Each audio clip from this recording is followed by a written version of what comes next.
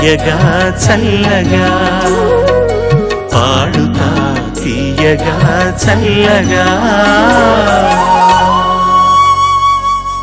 మామూలుగా కార్యక్రమం నా పాటతోటి ప్రారంభించడం అలవాటు చేసుకున్నాం మనందరం. కానీ నాకు ఒక అద్భుతమైన ఒక ఖండిక, కవితా ఖండిక దొరికింది. డాక్టర్ వడ్డేపల్లి కృష్ణ గారు ఇది నాకు పంపించారు. అది చూడగానే నాకెందుకో దీంట్లో ఒక నిగూఢమైనటువంటి ఒక సందేశం ఉంది, కవితా ధోరణి ఉంది. అది చదివి వినిపించాలనిపించింది నాకు.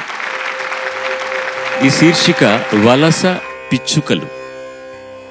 ప్రియమైన పిచ్చుకల్లారా, అక్కడ స్వదేశంలో మచ్చుకైనా కానరాక ఇక్కడ విదేశంలో హెచ్చుగా ఎలా కనిపిస్తున్నారు? బూడిద రంగు రూపంతో బురద రంగు చారలతో బుచ్చిగా ఉన్న తెల్లవారక ముందే రెక్కలల్లార్చి డొక్క నింపుకోవడానికి చిటికెడు గింజలకై చిర్రున ఎగిరిపోయే మిమ్మల్ని చూస్తుంటే చిన్ననాటి స్మృతులు గుర్తుకొస్తున్నాయి. ఊతకర్ర సాయంతో గంపను నిలబెట్టి దాని కింద నూకల గిన్నె పెట్టి వాటి కోసం రాగానే పట్టి కాళ్లకు తాళ్లను కట్టి ఎగరేస్తూ ఎంతో సరదాగా ఆడుకున్న ఆ రోజులు కళ్ల ముందు అలవోకగా అలలు అలలుగా కదిలి వస్తున్నాయి. అసలు మీరెలా ఇక్కడికి వలస వచ్చారు? అక్కడ వాడవాడలా నెలకొన్న సెల్ టవర్ల రేడియేషన్లకు తట్టుకోలేక, అంతకంతకు విజృంభించే వాయు కాలుష్యానికి తాళలేక, అమెరిక కుదరక ఐటీ కుర్రాళ్లలా మీరు అమెరికాకు తరలివచ్చారా? వీసాల గొడవ మాకెలాగూ లేదని వీలు చూసుకుని యథేచ్ఛగా వలస వచ్చారా? అయినా ఎలా వచ్చారు? విమానాల్లో ఎక్కి రావడానికి వీల్లేదు. సప్త సముద్రాల్ని దాటి 10,000 మైళ్ల దూరానికి ఎగిరి రావడానికి ఏమాత్రమూ సాధ్యం కాదు.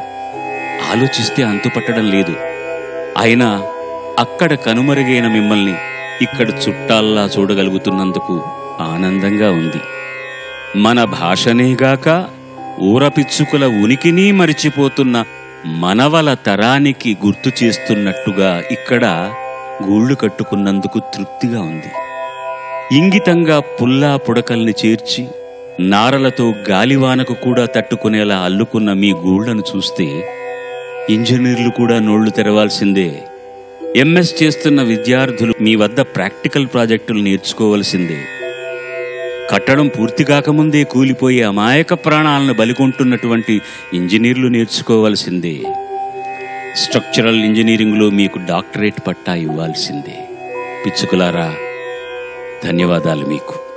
ఇది వడ్డేపల్లి కృష్ణ గారి సందేశాత్మకమైన కవిత. ఈ కవితను నేను చదివినందుకు చాలా సంతోషపడుతున్నాను. కార్యక్రమంలో దీని ఐతిహ్యం, తాత్పర్యం మీకు తెలుసు, నేను విడిగా చెప్పవలసిన అవసరం లేదు. మళ్ళీ పిచ్చుకలంతా కూడా మన దగ్గరికి రావాలంటే ఏం చేయాలో ఆలోచించండి. ఇది సమాజానికి సంబంధించింది, మన తర్వాతి తరానికి సంబంధించింది. అందరూ కలిసికట్టుగా ఐకమత్యంగా ఆలోచించి ఏం చెయ్యకూడదో అది చేయకుండా ఉండవలసినటువంటి బాధ్యత మన మీద ఉంది. విన్నందుకు ధన్యవాదాలు.